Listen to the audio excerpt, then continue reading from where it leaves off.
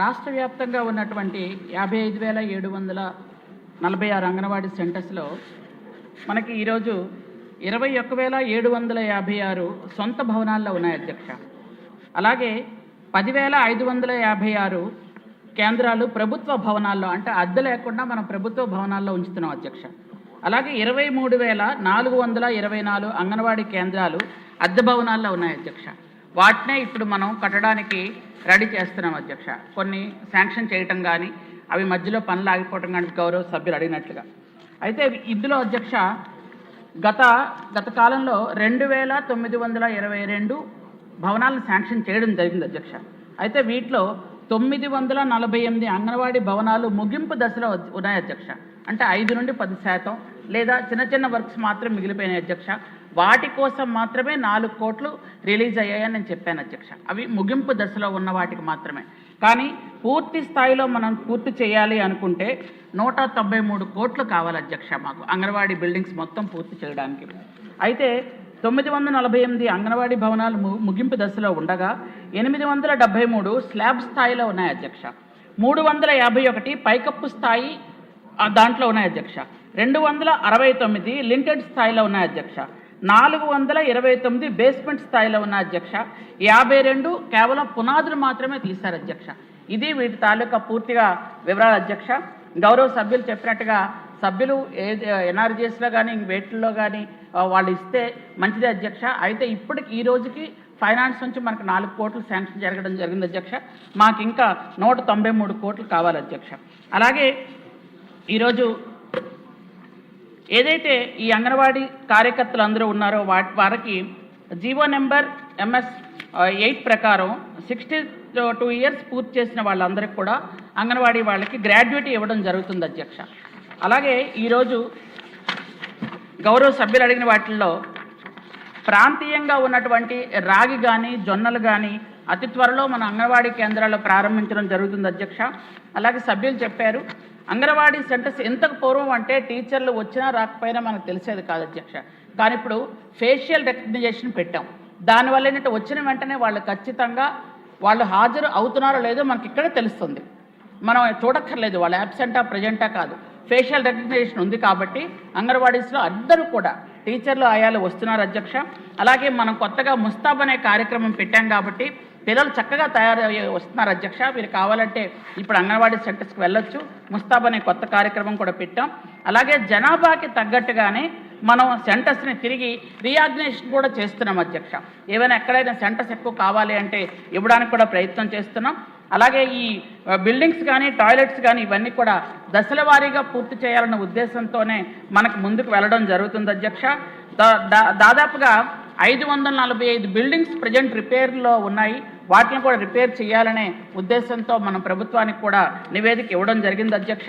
అలాగే అధ్యక్ష ఇంతవరకు 9,240 టాయిలెట్స్ ఇచ్చాము అధ్యక్ష. 11,400 డ్రింకింగ్ వాటర్స్ ఇచ్చాము అధ్యక్ష. వీటన్నిటికి కూడా 52 కోట్లు మంజూరు చేసి ఇవ్వడం జరిగింది అధ్యక్ష.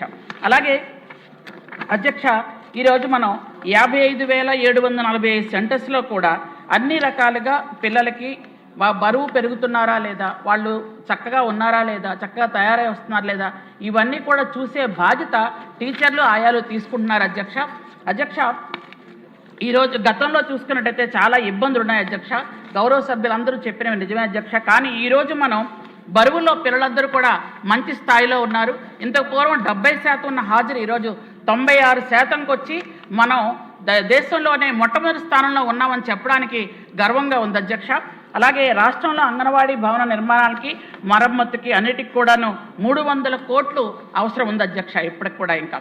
అలాగే త్రాగునీరు, మరుగుదొడ్లు, అలాగే విద్యుత్ సదుపాయాలన్నిటికి కూడా 86 కోట్ల రూపాయలని ఆల్రెడీ విడుదల చేయడం జరిగింది అధ్యక్ష.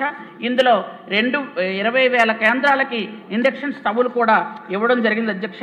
పొగరహిత వంట వాతావరణం ఏర్పాటు చేయాలనే ఉద్దేశంతో, అలాగే పిల్లల కోసం కూర్చునే కుర్చీలు కానీ, ఆట వస్తువులు కానీ, పాఠ్యం తాలూకా చార్టులు కానీ, ఇండోర్ గేమ్స్ కానీ, ఈ వంటకి నాణ్యమైన పాత్రలు కూడా ఇచ్చాము అధ్యక్ష.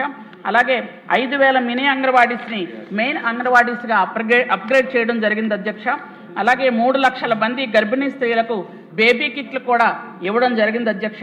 ఈరోజు చూసుకున్నట్టయితే మనం అధ్యక్ష 2 క్వశ్చన్లు అధ్యక్ష, కొంచెం టైం ఇవ్వండి, చాలా మంది ప్రశ్నలు అడిగారు అధ్యక్ష. అడిగింది అని షూట్కి సంబంధం చెప్పండి, స్టోరీ వద్దు సార్ 8 మంది అడిగారు అధ్యక్ష, 8 క్వశ్చన్స్ సార్, టైం ఇవ్వండి అధ్యక్ష ప్లీజ్. Okay okay